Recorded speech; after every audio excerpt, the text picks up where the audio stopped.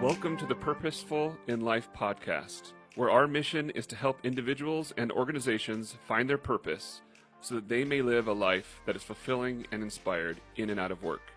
Your hosts, Christina Hall and myself, Garrett Willey, are passionate to inspire, teach, mentor, and serve our community.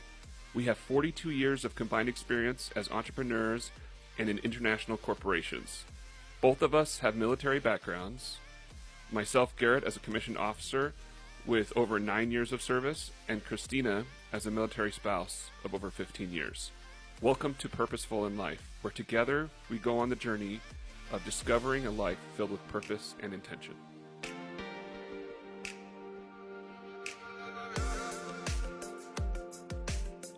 Welcome back to Purposeful in Life with Christina Hall and Garrett Willey and our guest, Thomas Gillen.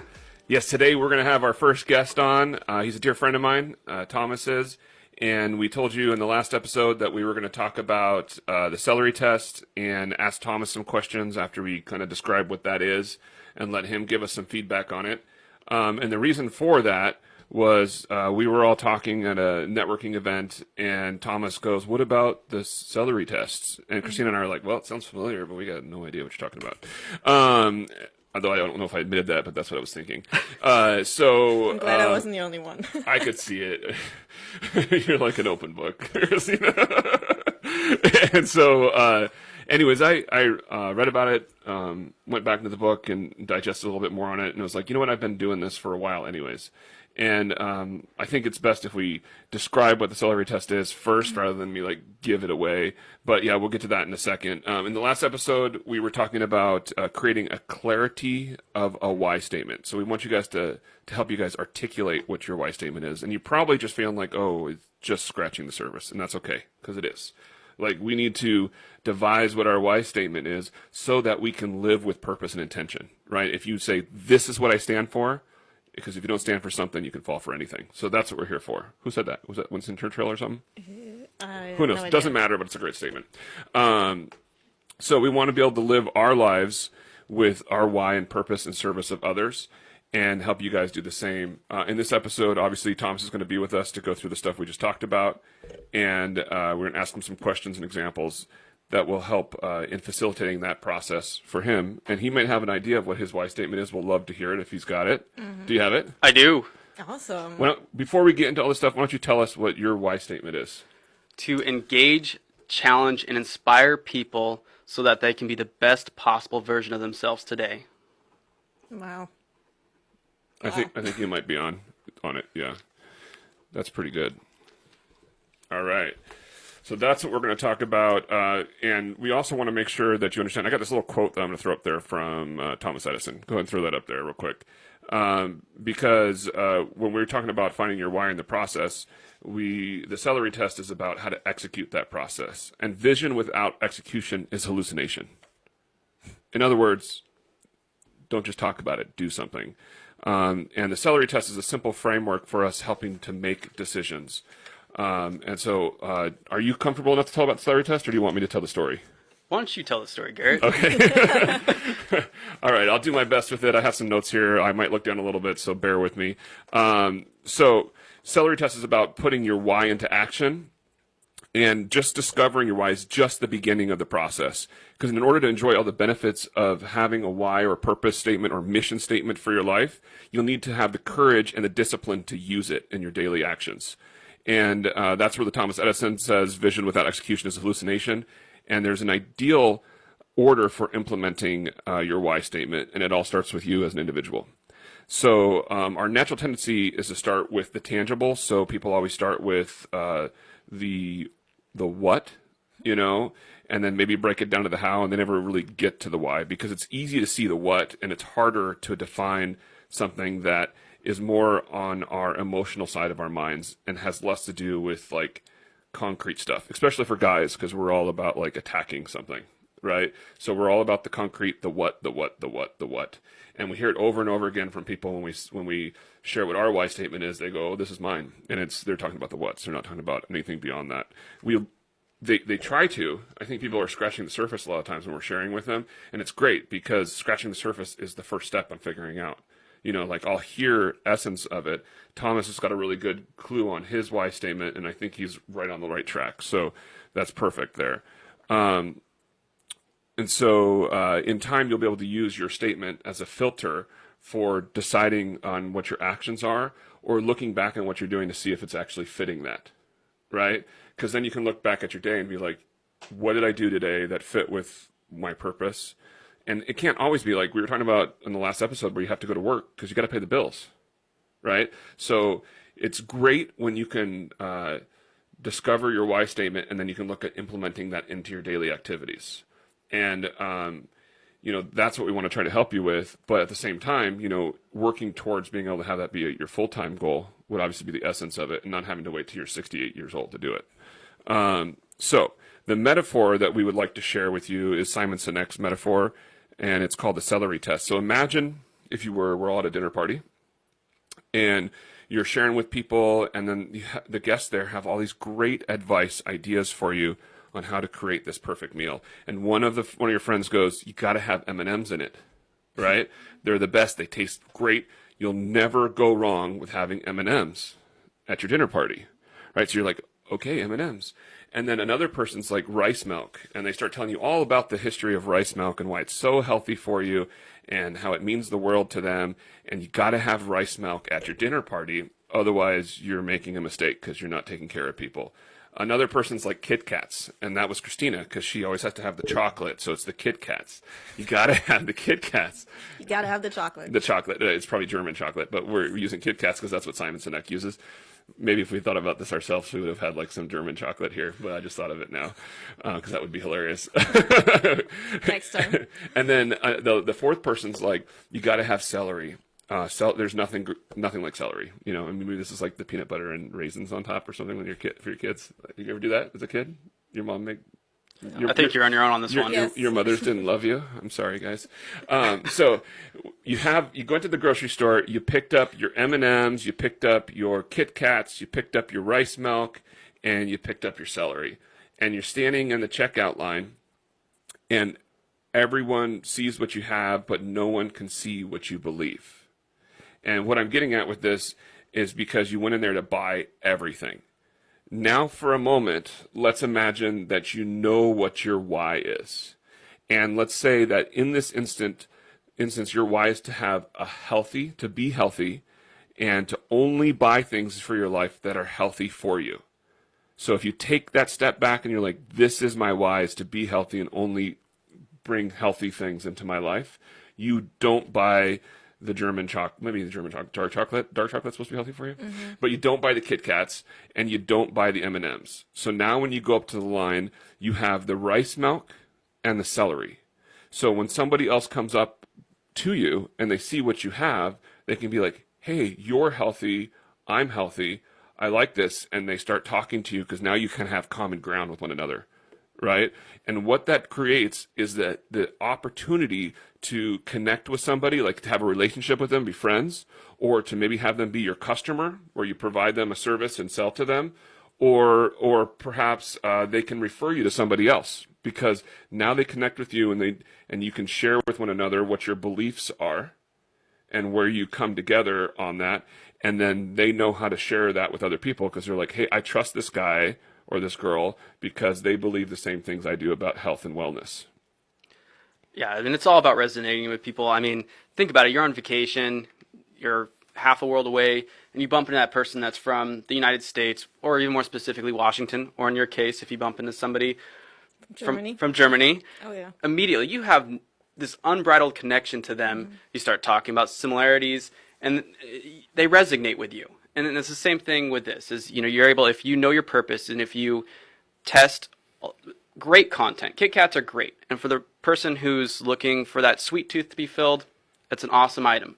But it may not resonate with you. So being able to connect with those people, it builds that sense of community. Yeah, and that's so the celery test is just a metaphor, right? Obviously, those items don't mean a whole lot. It's just what we're trying to say is that when you can articulate what your why or your purpose is, and then you take steps or actions, like you're trying to focus that whatever you do in your life, that it flows with that purpose in mind, then other people can see it. And then when you do something that's outside of that flow, other people can see it as well. Because if you are up on the soapbox saying, this is what I believe celery and rice milk, the rice milk sounds disgusting. Anyways, but if you're up there saying, this is what I believe, and then you do something outside of that, people are like, they can see that that's not authentic for who you are. Because you were vulnerable and shared with the world, this is what I believe and who I want to work with and who I want to serve and how I want to be perceived in life and what I want to do and how I want to contribute. Same thing with business. I mean, when you see companies that have a very clear foundation on who they are and why they're here, and then something happens and they change and they try to be something in that industry that they're not, the loyal customer base, they know. And typically that's where you see companies start to waver, and in some cases they don't make it through. Yeah, and in other cases they degrade their employees too. Because you made me think of I worked at Home Depot, and the first year I started there, the original founders it was when I was in college, was Bernie and Arthur. And they started the company, they bought a warehouse, they literally had empty boxes behind stuff, because they only had so much money to buy inventory, but they were doing the first big box home improvement store was Home Depot. And all the years later, when they finally got to the point where they were retiring, they were building hundreds of stores a year, and they just, like 30 plus years, I don't know the exact timeline, but they had been doing it for a long time, and they decided to hire somebody else. So they hired this guy, Bob Nardelli, out of Sears. And Nardelli came in as a corporate leader. He ran Sears, probably into the ground, so it's not too brilliant to have them hire someone like that. But they brought in somebody whose focus was on his own gain. And, he didn't have the huge growth that created stock splits and everything like that from when I started. I was able to have like a Ducati because of stock options as a college student, and like got paid like better. Like I think I got paid better like 18 years ago as a college student than they get paid now. And I had the stock options on top of it. So that means I was making like the mid $20 an hour range with the stock options, pushing carts as a college student. Of course, it's because I came out of the Army, so they probably hired me a little bit higher out of that. But nonetheless, it was like, and then when I was working there, they're like, hey, you can make changes. If you want to do a display or change where something is in the store or whatever, just do it. Like the regular employee had the authority because they said it's your store, right? And then when it switched over to Bob Nardelli, the company was just going downhill, downhill, downhill. And I remember seeing, because I took a bunch of business classes, on the front page of the Wall Street Journal, it said, give the company back to its employees. So the whole world could see that the company had gone off purpose. And they didn't have the language for that then, but that's what it obviously was. Because before it was like, this is a company-owned and run business by its employees. And it's for the employees because when they're taken care of, everyone else is taken care of. And that's why they grew to have thousands of stores. And then it became a corporation, and went off purpose. And then my last year there, somebody came and asked me, I was flat stacking lumber. And I did like the ordering and all the manager positions for it, but I wasn't the manager. They just had me do the work because I could. And I was flat stacking lumber, and some guy came up to me and was like, hey, can you show me where something is? And I was like, yeah, it's over in such and such aisle, blah, blah, blah. And he's like, well, that's not very good service. And I was like, well, my name is Garrett Willie. And Sean is the manager on duty. He's always in his office. If you go to the light cloud and turn right, go to the back, you'll find him sitting there doing nothing. Tell him I sent you. I didn't care if I got fired because I didn't love the job anymore. I was like, it'll be a blessing if I get fired. I didn't sell it to the guy, but that's what I was thinking. Right. And they probably wouldn't because, again, the big corporate thing, they'd just be like, slap on the wrist, whatever. But what happened is I didn't care anymore, because when employees they can see the vision of the business and they know that they're cared for. Right. And they can resonate with like, oh, we're all here working together to build something bigger. Then they can come behind it. But when an employee is just a cog in the wheel, or like you can be replaced on the drop of a hat and it doesn't matter, like when I was in the car business selling cars, they treated employees as if we can hire 400 guys just like you. And that didn't necessarily, with me, by the end of my car business career, I was doing like all repeat and referral business. But most people don't do that. They just literally are like waiting for people to come in. And so that industry, I left that industry just because I didn't like the mentality behind it. And I think us as individuals, we need to like try to make sure whoever we have influence over, that we can do that with like purpose. And so that's what the celery test is about. And I'm glad you were part of that. I'm glad you challenged us to look into it, because it was like, okay, now we're able to, just like everything else, put into words what it is that we were already doing, but then it helps identify it even more, because I wasn't really, I knew that I was like testing stuff like, oh, I'm thinking about it all the time, every day. Like, is that working towards my purpose? And oh, I'm so much happier now and more fulfilled because I'm trying to do everything towards my purpose, Well, there's so much great content out there. I mean, my wish list on audiobooks is wild, but not everything applies. And you have to use this process to find out what makes the most sense for where you're headed. You may come across something that it makes sense, but it doesn't make sense for you. And so this test allows you to process that and really figure out where the best way for you to exert yourself is. Yes. Thomas, what inspires you to get up in the morning? That is a great question. And it's a process. I should have asked you ahead of time. That was like the one question I didn't give you any head. Yeah, let's throw it hard. It's funny. What got me out of bed in my 20s is not the same thing that got me out of bed in my 30s. Again, you look back at my why statement about engaging and challenging and helping people. It's all comes down to an effect. I've worked in a few different industries and I've tried a few different things, and they're just jobs, and a lot of time was wasted just going through the motions. I'd get up, clock in, clock out. Every month was the same. We hit budget or we didn't hit budget. When I was in construction, it was the one project to the next project, and it was just a repetition. And then I started really digging into the little moments within those moments that meant the most for me.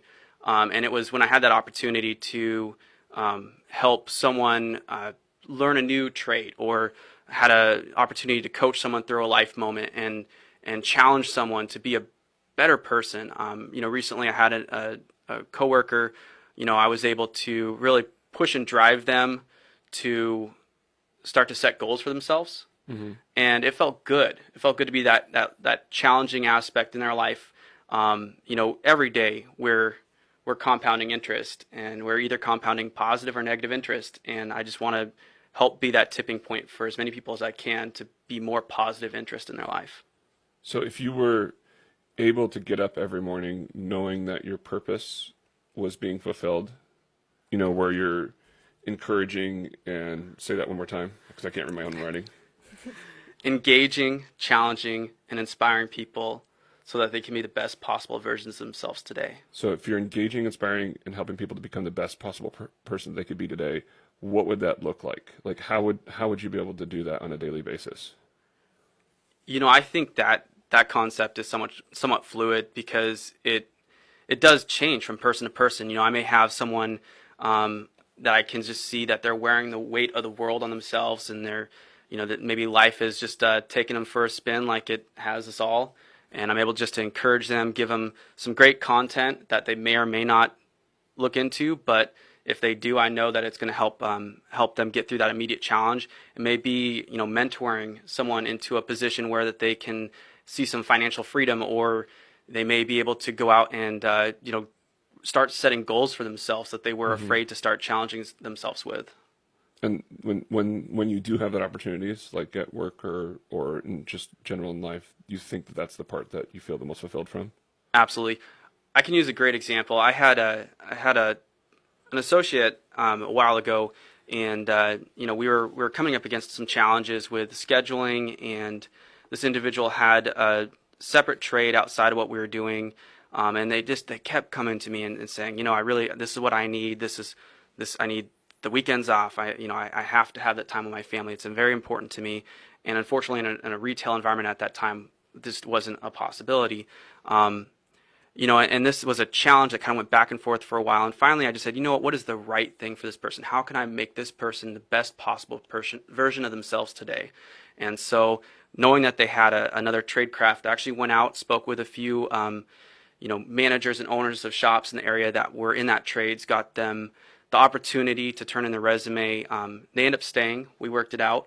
but I was able to bring it to him and say, you know what, this may not be your best option. I would hate to lose you. You're a good employee, but I want you to be better, and I know you're going to be happier if you have that time with your family and you feel like that was very important to them.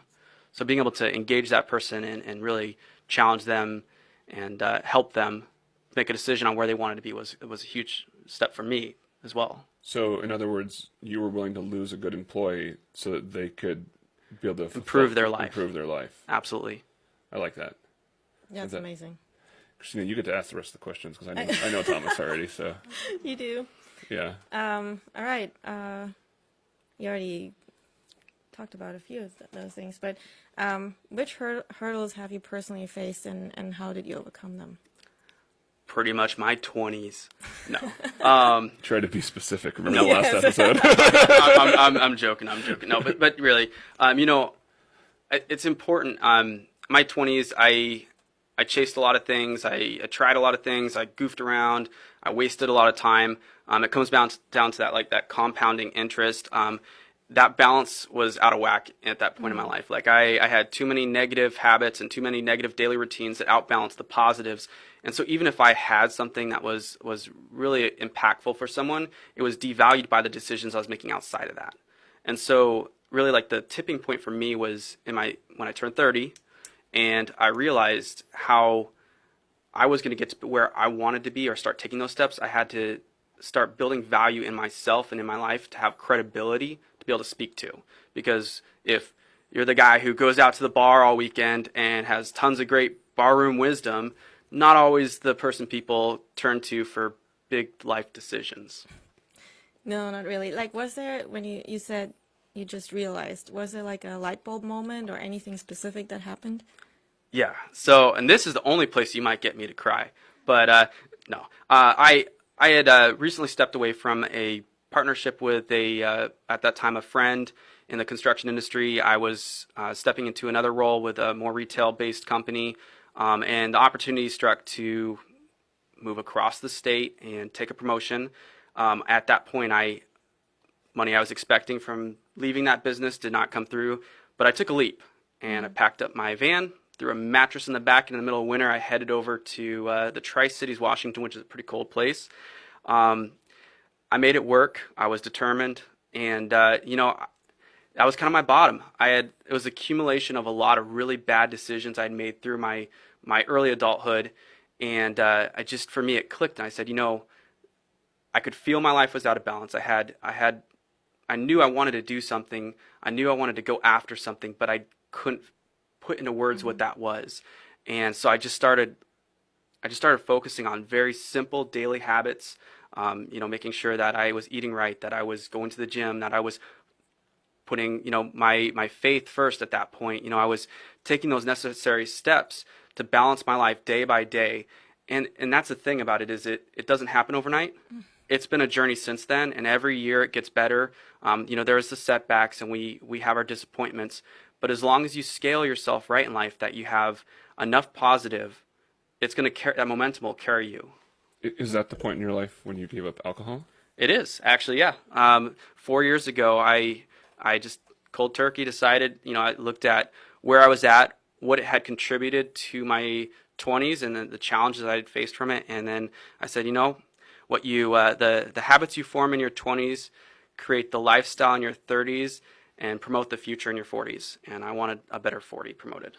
So, was there something specific that happened with alcohol that you discovered that it was really not good for you and was causing you to head down a road that you didn't want to go? Oh, you're working on this one, aren't you? I like it. I've had some challenges, just like anybody who suffers from, alcoholism, which I'm an alcoholic in recovery, 4 years. I look at, again, alcohol itself is not a bad thing. I think it just amplified bad decisions I was making, because I still made the bad decisions even when I was sober. I was, again, loading my book with negative things that were outweighing the positives, all the good stuff that I had, the core, the want that I was looking to influence people and really change people's direction in life. It was just being outweighed by alcohol and partying and all that good stuff. Did you free up a lot more time since then that you could use to develop yourself? Certainly did. And that was part of that discovery process, being able to And I challenge you, and I challenge you both, and I challenge anybody who, you are the sum value of your actions in a day. Make a pros and cons list and think about everything you did yesterday and put it in one category or the next and see how that tallies up. And I guarantee you the person that it tallies up with more pros than cons is going somewhere. They have a focus. They're determined. The person who kind of is in balance and they have an equal amount of, this wasn't really a helpful or this hurt me versus, this was really a great option. Those people, they're probably still going in the right direction, but not as quickly. And then you'll see people like I was in my 20s where it was off the charts for cons, and the one or two positives each day I contributed didn't really matter because the majority of my day was lost to poor decisions. Wow. I'm just blown away right now. That's awesome what you're saying. What I might be interested in when you said you just dove in head first, you quit cold turkey. Wow.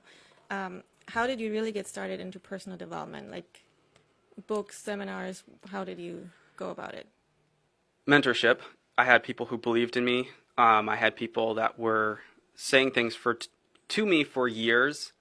In that time, I wasn't able to receive it, but later on in life, I think I went back and processed. A very dear friend said to me, Thomas, you have so many great things to offer this world, but all this stuff you're doing, it discredits you. And you need to start putting value in yourself in order so that you can fulfill your purpose. And that person knew it at that time. I didn't, but they did. I think it's all about breaking it down to simple.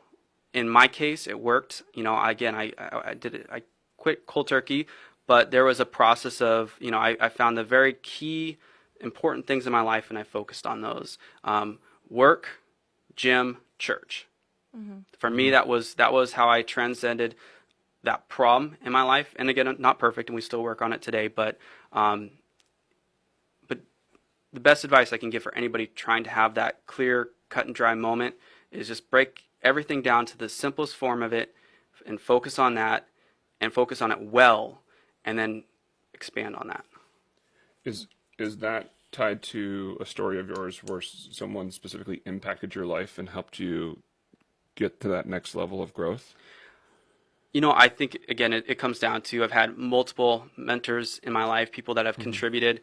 I've had instructors through a trade school, apprenticeship programs. I have had aunt and uncle who invested in me heavily when I was in high school and had no place to go. They gave me the ability to actually graduate. I can trace it back to, my first true act of just giving that I had received would have been in Lima, Peru. I was down there teaching English on a mission trip when I was 18. And in that time, it's a third world country that people don't have a lot. And this young boy, he's, I want to say about 12, 13 years old. His name was Gabriel. Him and I really bonded well. He was this pastor's son there in Lima. And at the end of our month-long trip there, he came up to me and he gave me a soccer jersey. And bear in mind that they had a TV that was like 13 black and white and could barely get one channel. The average household brought in about $3,000 equivalent American a year to live off of. And these jerseys were not cheap. It was probably his most prized object, and he gave it to me. And in that moment, it just really changed. Even through all the crud and the stuff that I put myself through, I will always remember that. That changed the course of my life. That he could give up something so important just in the sake of just that spirit. To show gratitude. To show gratitude, yes. And are you hoping that as you go forward in life that you can impact people in that way again? Absolutely. I am in my place of most fulfillment when I am able, and even in the smallest services to people. I think that is, it's really why we're here. And it has to be a balance. I think the hardest that certain people have key personality types where they want to serve and serve and serve and serve and serve. But remember, you have to be served as well. There needs to be a balance of that. And the issue we've probably see most is when people fall out of balance with that. Either they're only serving and they burn themselves out, or they're only being served and they're being enabled. And so it's all about that balance, allowing yourself to serve others and to be served. Sometimes it's harder to receive than it is to give. Yes. Guilty of it. or to receive even acknowledgement for giving is really hard for me. That's probably the thing that I feel most uncomfortable with, because it's just like, no, I don't. No. So now I just laid it out there, so now I'm going to really get embarrassed. I might get you to cry. Oh, that's easy. That's easy because I'm a passionate person. Absolutely. And I love you guys. And I want you guys to succeed and really dig deep to that purpose that you have, so that you can share it with others, because that's what I see with your Peru story and with your mentorship of other individuals to help them get, even when it isn't for you, your best interest, because you're looking for their best interest first. That's essential, because when you're doing that and it's outside of yourself, that's when we get the most out of life. And so that's what we're here for, guys. And really thank you for coming on the show, Thomas. Thank you for having me. And that's where Purposeful in Life is, to try to help you guys here. We wanted to bring on a guest, and we're going to bring on more guests in the future. But it's, we have content that we want to cover to help teach you guys and mentor you and guide you guys, the listeners, and whoever is willing to participate with us through finding purpose and intention in life. And I think a big part of that is going to be when we can share this with others, like Thomas coming on the show and sharing us his heart and where he had the biggest impacts. Because then when you're listening, you can hear that in your own life and think about those stories yourself. So we're going to continue to do that. And we'll see you guys in a couple of weeks when we do our next recording. And we're going to have a gentleman on who, his name is Russell, and he does hypnotherapy and counseling with people. And he's really interesting. And we're going to talk about another book that we'll put some posts on Facebook and Instagram on that too, so you guys can read it ahead of time if you want, and we'll tell some stories together. And he's just going to spend the whole hour with us for the 2 episodes, so that we can really dig deep and, the marrow of life type thing. So anyways, I really appreciate you joining us, and please, please, please give us some feedback, because when you contact us and you tell us what you liked, what you didn't like, that's okay too. And things that you're interested in learning more about.